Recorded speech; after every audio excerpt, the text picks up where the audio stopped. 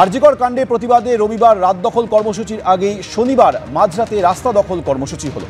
যাদবপুরে রাস্তার ওপরে ছবি এঁকে বিচারের দাবি জানালেন শিল্পীরা। কর্মসূচিতে যোগ দিয়েছিলেন সাধারণ মানুষও। যাদবপুর 8B বাসস্ট্যান্ড থেকে যাদবপুর বিশ্ববিদ্যালয়ের 4 নম্বর গেট পর্যন্ত রাস্তায় ছবি এঁকে ধ্বনিত হলো প্রতিবাদ। গতকাল রাত 10:30 থেকে আজ ভোর 5টা পর্যন্ত চলে এই কর্মসূচি।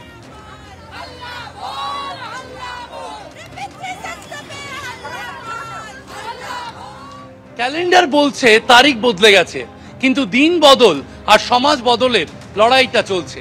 7ই সেপ্টেম্বর ছবি এঁকে রাস্তা দখল, রাত দখলের কর্মসূচির ডাক দেওয়া হয়েছিল।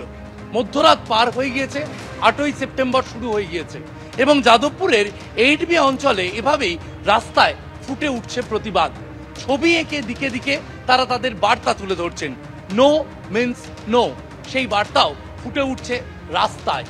যে ছবি আমরা দেখতে পাচ্ছি, কোথাও তিলোত্তমার প্রতিচ্ছবি, কোথাও দেখা যাচ্ছে স্টপ রেপ।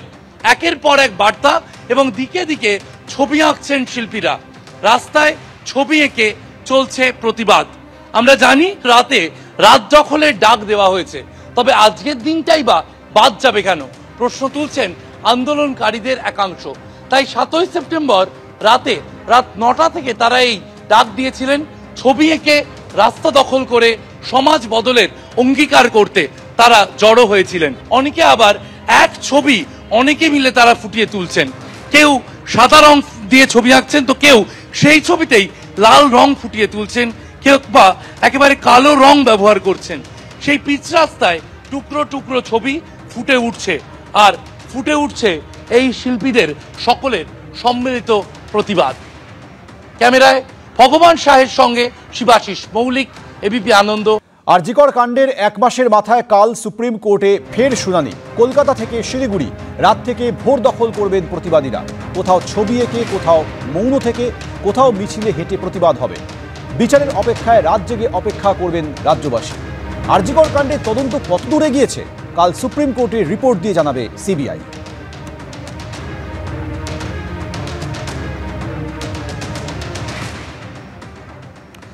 এর আগে আরজিকর মেডিকেলে চিকিৎসককে ধর্ষণ ও খুনের মামলায় গত 22শে আগস্ট সুপ্রিম কোর্টে চাঞ্চল্যকর অভিযোগ করেন সিবিআই এর আইনজীবী তথা সলিসিটর জেনারেল তুষার মেহতা। তিনি বলেন, তদন্তে সমস্যার সম্মুখীন হতে হচ্ছে, অপরাধের জায়গা আগের মতো নেই, তার চরিত্র বদল হয়ে গেছে। সলিসিটর জেনারেল অভিযোগ করেন, ধর্ষণ খুনের 5 দিন পর সিবিআই তদন্ত শুরু করেছে, ততদিনে সবকিছু বদলে দেওয়া হয়েছে। সিবিআই জানতই না অভিযুক্তর মেডিকেল পরীক্ষা করা হয়েছে। তুষার মেহতা আরও বলেছিলেন, টালা থানার পুলিশকে প্রথমে ফোন করে হাসপাতাল থেকে জানানো হয় এক মহিলা চিকিৎসককে সংজ্ঞাহীন অবস্থায় উদ্ধার করা হয়েছে। ডেপুটি সুপার পরিবারের সদস্যদের ফোন করে বলেন তাদের মেয়ে অসুস্থ। পরে বলা হয় সুইসাইড করেছেন। ঘটনা যেখানে ঘটেছে সেটা হাসপাতাল, আধিকারিকরা সবাই চিকিৎসক, তারা দেখলেই তো বুঝতে পারবেন কোনটা অজ্ঞান, কোনটা সুইসাইড, কোনটা খুন। তাহলে কেন সংজ্ঞাহীন বা সুইসাইড বলা হয়েছিল? এভাবে বিভ্রান্ত করার উদ্দেশ্য কী ছিল? আপত্তি জানিয়ে রাজ্যের আইনজীবী বলেন, কোনো কিছুই পরিবর্তন করা হয়নি, পুরো ঘটনার ভিডিওগ্রাফি করা হয়েছে। এরপর প্রধান বিচারপতির বেঞ্চ বলে, ঘটনার তথ্য প্রমাণ সংরক্ষণে দেরি করা হয়েছে, খুনের জায়গা থেকে তথ্য প্রমাণ লোপাটের আশঙ্কা থেকেই যাচ্ছে। গত 22শে আগস্ট সর্বোচ্চ আদালতে প্রধান বিচারপতির বেঞ্চ সবথেকে বড় যে প্রশ্ন তুলেছিল তা হলো, ময়নাতদন্তের পর কি করে অস্বাভাবিক মৃত্যুর অভিযোগে এফআইআর দায়ের হতে পারে? ঘটনার পরপরই কেন কলেজ কর্তৃপক্ষ এফআইআর করেনি?